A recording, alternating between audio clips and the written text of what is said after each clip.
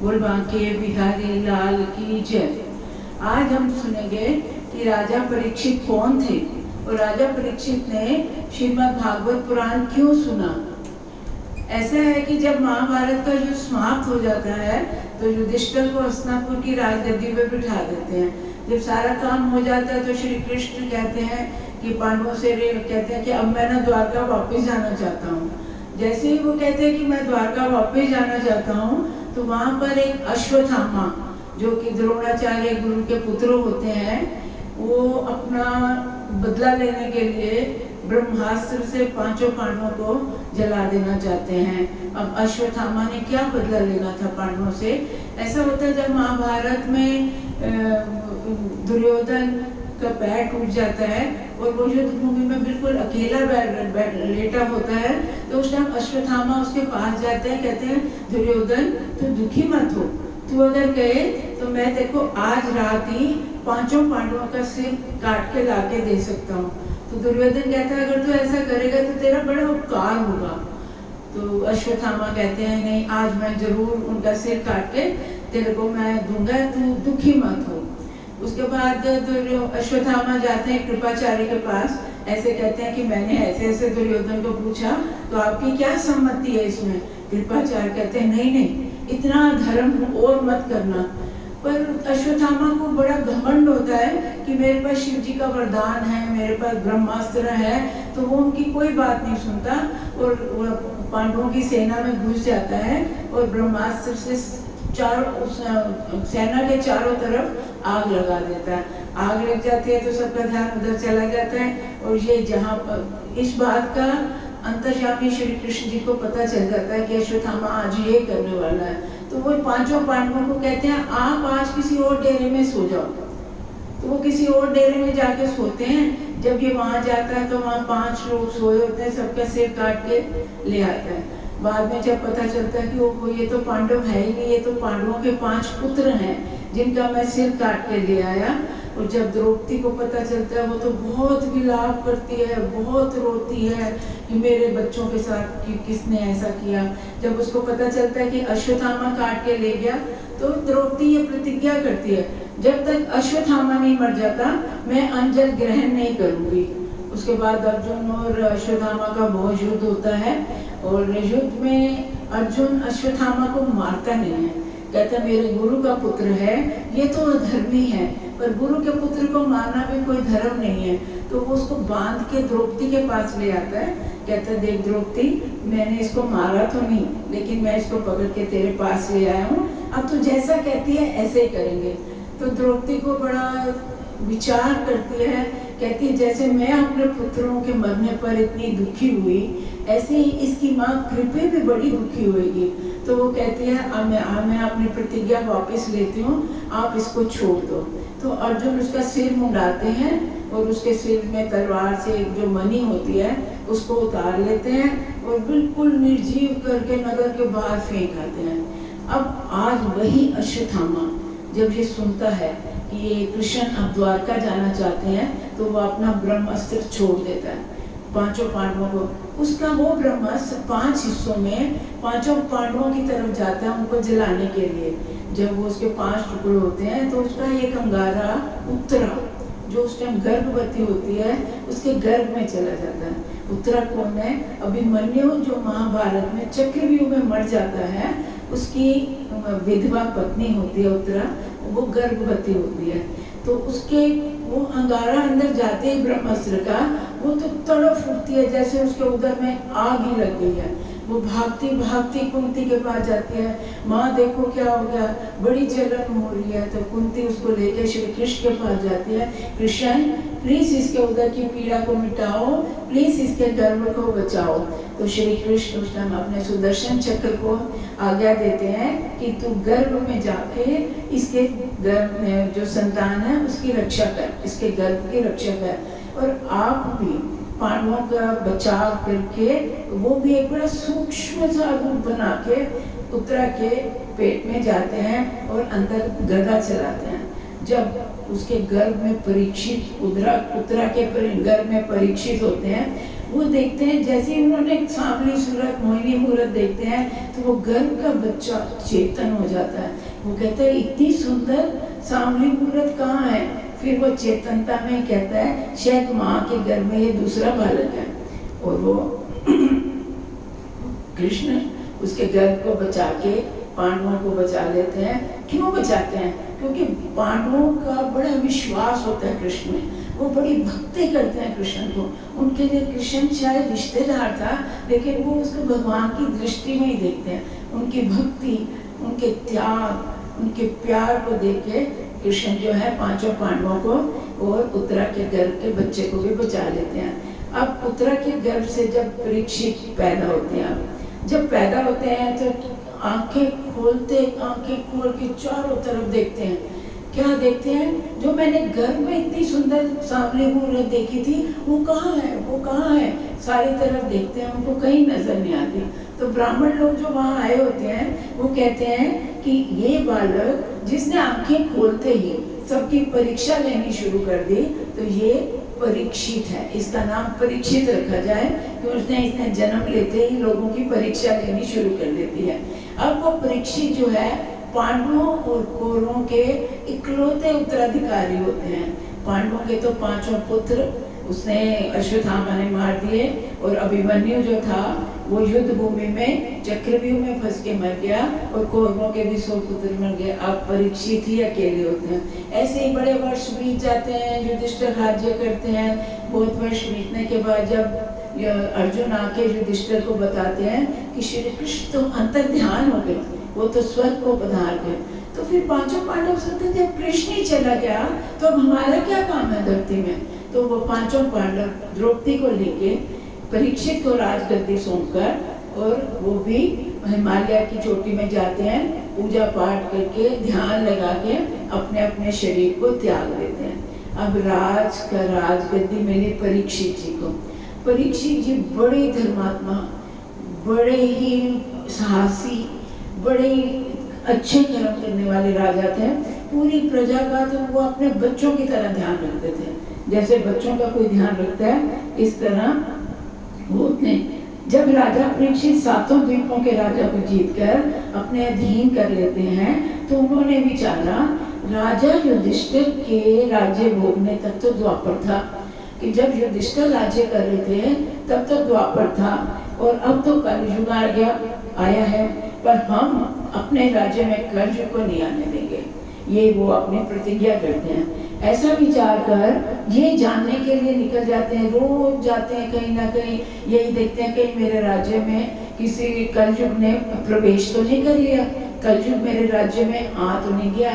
तो एक बार जब वो घूमने के लिए जाते हैं तो एक घूमते घूमते वो यही देखते हैं कि सब लोग धर्म कर्म के काम कर रहे हैं, ध्यान कर रहे हैं, प्रभु चर्चा कर रहे हैं। लेकिन एक दिन जब कुरुक्षेत्र के पास से निकलते हैं तो वहाँ एक पैर पे खड़ा हुआ बैल और बड़ी दुबली सी गाय रोती हुई देखते हैं।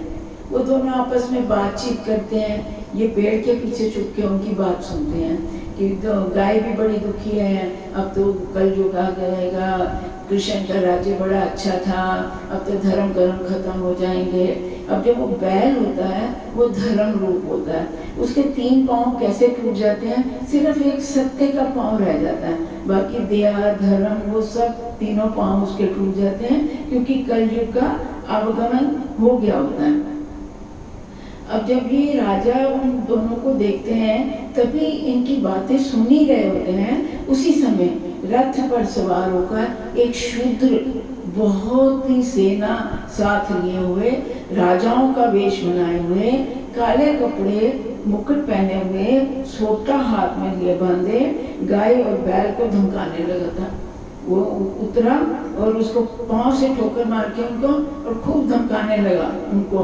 तो परीक्षित से ये देखा नहीं जा रहा, राजा ने बाण चढ़ाकर बड़े क्रोध से उसे पूछा, तू किस देश का राजा है, मेरी प्रजा को क्यों तंग कर रहा है, क्यों तूने इनको धमका रहा है तुम।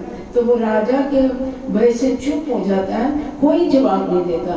तो परीक्षित ध्यान लगा के देखते हैं कि ये जो बैल खड़ा है एक पैर पे, ये तो धर्म का रूप है, ये तो तप, शौच, दया, सत्य, इसके 4 पांव थे। तप, सत्य, शौच और दया, 3 पांव। तप, शौच, दया तो टूट गए हैं, सिर्फ सत्य ही रह गया, और सत्य के ऊपर ही ये खड़ा है। और ये दुबली पत्नी जो है ये गाय है, और ये जो इतना धमका रहा है, जो राजा बन के आया है सेना साथ लेके, ये कलयुग है। तो राजा के वजह से कोई नहीं बोलता, लेकिन परीक्षित अपना ध्यान लगा के समझते हैं कि ये तीनों कौन है। तो अब वो परीक्षित ने अपने धर्म व दया से तलवार ना चला के कलयुग से पूछा, जहां तक उसको बोला कि तू कलयुग है, तू यहाँ क्यों आया? मैं अपने राज्य में कलयुग को नहीं आने दूंगा। तो फिर उसको जब वो बहुत मिन्नतें करता है कि मेरे को ऐसा है, मेरे को आप मारो मत, क्योंकि ब्रह्मा जी ने सब सतयुग, द्वापर, त्रेता, अब मेरा राज्य है। उन सब राज्यों का, सब जितने भी युग थे, सबकी उन्होंने अवधि बनाई। इतनी अवधि तक सब चलेगा, इतनी अवधि तक द्वापर, इतनी अवधि। अब राजा, अब मेरी अवधि भोगने का टाइम है, तो आप मेरे को मारो मत। तो राजा कहता है कि चलो ऐसा है, देखो मैं 4 जगह देता हूँ जहाँ तू रहेगा कलयुग, लेकिन मेरे राज्य में प्रवेश नहीं करेगा तू। धर्म के काम में कोई भी उसमें किसी को तंग नहीं करेगा, उसमें कोई रुकावट पैदा नहीं करेगा, धर्म कर्म सब चलते रहेंगे, लेकिन मैं 4 जगह तू रह सकता है। कौन सी 4 जगह? वो कहते हैं पहले तो जहाँ मांस का भोजन किया जा रहा है, दूसरा जहाँ मदिरा पी जा रही है, तीसरा जहाँ पर स्त्री गमन हो रहा है, और चौथा जहाँ हिंसा हो रही है।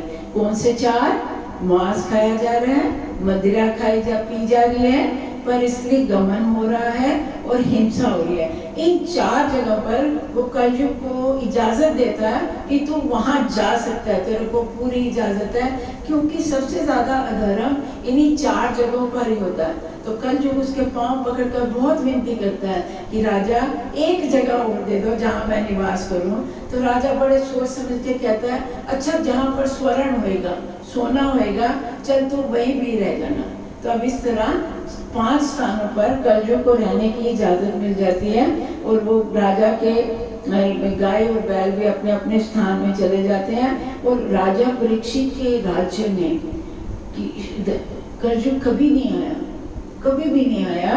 और जहाँ जहाँ इन 5 स्थानों के अलावा कहीं नहीं आया, लोगों के मन से डर खत्म हो गया, और वो बड़े धर्म कर्म सब करते रहे, और लोगों ने अधर्म करना छोड़ दिया कलयुग के राज्य में। इस तरह परीक्षित ने सोचा, मैंने तो कलयुग पर विजय पाई।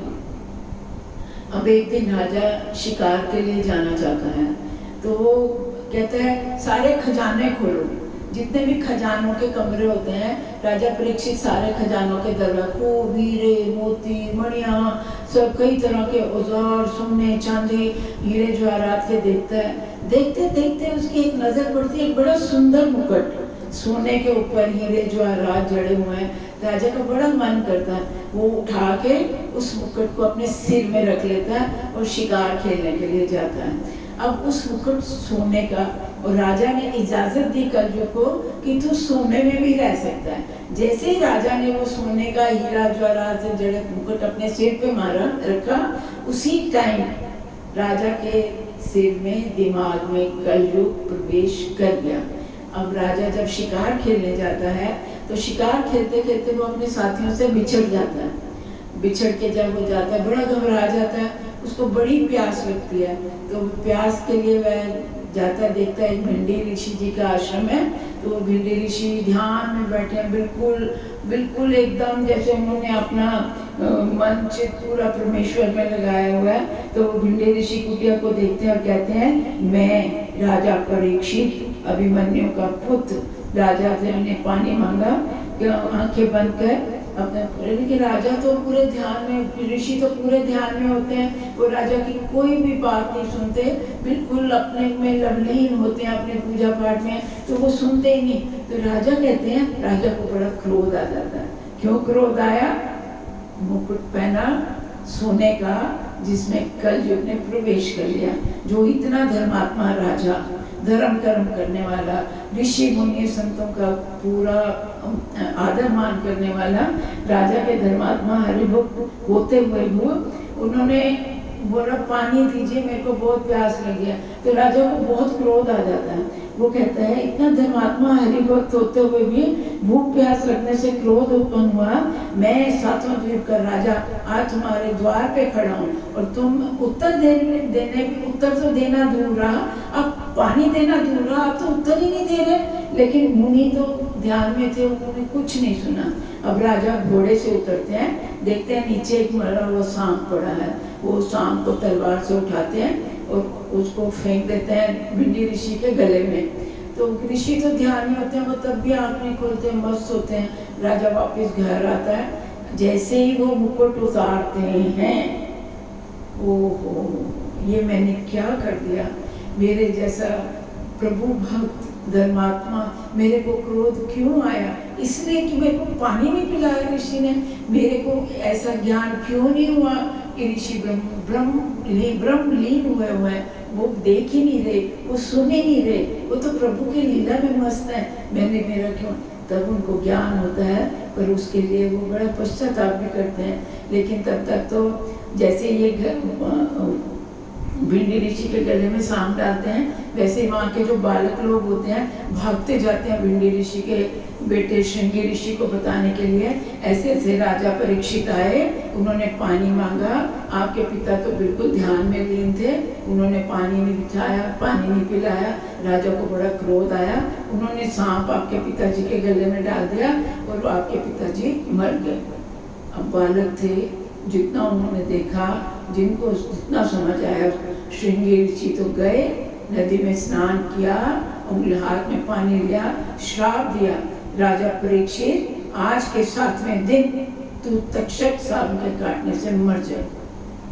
अब वो तो श्राप देके वापिस पिताजी के पास आते हैं, खूब रोते हैं, रो के पिताजी को आवाज देते हैं। अब पिता उठते, क्या हुआ बेटा? तो उन्होंने कहा आप जीवित हैं क्या? मेरे को तो ऐसा बताया गया कि राजा परीक्षित आए, पानी मांगा आपने। तो बोले कहीं तूने श्राप तो नहीं दे दिया राजा परीक्षित को? कह रहा मैंने तो पिताजी श्राप दे दिया कि आज के 7वें दिन राजा परीक्षित की मृत्यु हो जाए। कह रहे ये तूने क्या किया? एक ही राजा था धर्मात्मा, जिसकी वजह से सारा संसार ठीक चल रहा था, तूने बेटा बहुत गलत किया। परीक्षित जैसा धर्मात्मा, प्रजा का ध्यान रखने वाला तो राजा, अब तो कलयुग है, अब इस देश को, इस धरती को कोई नहीं बचा सकता। उसी की वजह से धर्म काम हो रहे थे, उसी की वजह से तुम और हम जैसे ऋषि मुनि, सारे ब्राह्मण लोग अच्छी तरह रह रहे थे, ये तूने बहुत गलत किया। तो भिंडी ऋषि कहते हैं जल्दी से जाओ, राजा परीक्षित को बताओ कि ऐसे ऐसे श्राप दिया है, ताकि वो अपने मुक्ति का कोई उपाय ढूंढे कि क्या करना है उनको, 7 दिन के अंदर किस प्रकार मुक्ति मिल सकती है, राजा उसका उपाय करें। शाम में राजा, जब राजा को इस बात का पता चलता है तो राजा समझ जाते हैं कि गलती तो मेरी है, ये सब कलयुग का खेल है जो उसने मेरे साथ खेला।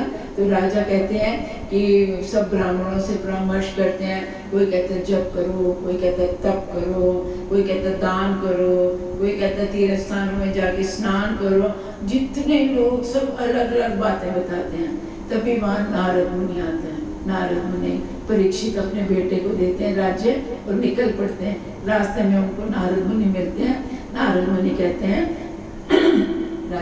राजा परीक्षित, मेरे को पता चला आप बड़े धर्मात्मा राजा हो, ऐसे ऐसे आप श्रापग्रस्त हो गए हो, लेकिन कोई चिंता की बात नहीं है, आप बड़े धर्मात्मा हो और आपको मुक्ति मिलने में बिल्कुल देर नहीं है। आप श्रीमद् भागवत पुराण का पाठ सुनिए।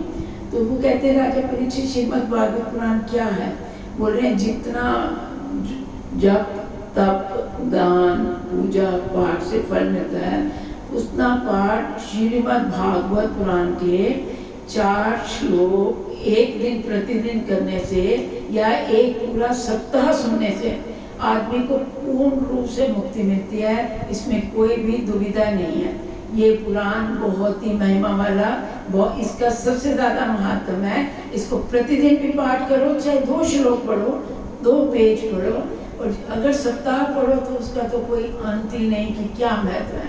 क्या महिमा है, कोई नहीं गा सकता। तो वो सुखदेव, पर वो कहते हैं सुखदेव जी मानेंगे, वो मेरे को क्यों सुनाएंगे, मैंने तो सुना है सुखदेव जी कहीं टिकते ही नहीं है, बस ऐसे ही घूमते रहते हैं। तो नारद कहते हैं सुखदेव को मैं मना के लाऊंगा। तो नारद जी सुखदेव जी के पास जाते हैं। सुखदेव कहते हैं नारद मैं तो नहीं सुना सकता, 7 दिन बैठना मेरे लिए मेरे बस का नहीं है, मैं 7 दिन कैसे एक जगह बैठ के वो कथा सुनाऊंगा। तो नारद मुनि कहते हैं सुखदेव जी मैं एक कथा कह रहा हूँ, आप दृष्टांत दे रहा हूँ आपको, आप मेरे को बताइए कि आपका उसमें क्या उत्तर होगा। नारद मुनि कहते हैं एक आदमी कुएं पे बैठा है, जो जिसकी आंखें ठीक है वो देख सकता है, लेकिन एक अंधा आदमी आता है, चलता जाता है, कुएं की मुंडेर टूटी हुई है और वो कुएं में गिर जाता है। अब आप बताइए कौन पापी है, आंख से देखने वाला व्यक्ति या जो अंधा आदमी कुएं में गिर गया उसका। कह रही वो तो इतना साधारण सा प्रश्न पूछा तूने, सही बात है, जो आंखों से देखने वाला है वही गुनाहगार है, वही पापी है। तो सुखदेव जी आपको तो सब ज्ञान है श्रीमद् भागवत का, और अगर आप परीक्षित को नहीं सुनाते फिर भी, तो इसमें कौन गुनाहगार बनेगा। आप तब इस तरह सुखदेव जी को समझा के सुखदेव जी परीक्षित को 7 दिन श्रीमद् भागवत पुराण सुनाते हैं, और उसमें 7 दिन के बाद तक्षशाम परीक्षित को काट लेते हैं और उनको मुक्ति मिलती है, और वो सिंहासन में बैठ के प्रभु के दरबार वैकुंठ में जाते हैं। अब श्रीमद् भागवत क्या है, कहा जाता है कि 4 श्लोक विष्णु जी ने ब्रह्मा जी को बताए, ब्रह्मा जी ने अपने पुत्र नारद जी को बताए, नारद जी ने वही 4 श्लोक वेद व्यास जी को बताए।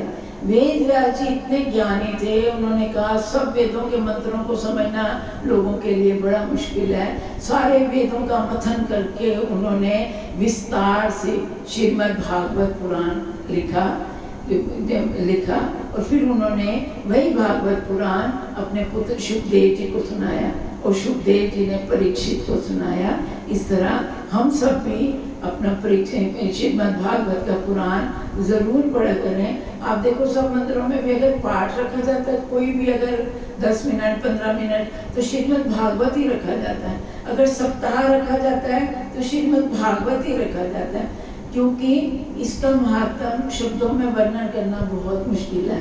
आप सबसे निवेदन है अधिक मास, कार्तिक मास, इन सब महीनों में श्रीमद् भागवत का पाठ करना अति आवश्यक है। जितना भी सुनो, ये मत कहो कि मेरे को पूरा भागवत कैसे पढ़ो, जितना भी सुनो उतना ही पुण्य बहुत है। आप सबको जय श्री कृष्ण। ओम नमो भगवते वासुदेवाय, ओम नमो भगवते वासुदेवाय, ओम नमो भगवते वासुदेवाय।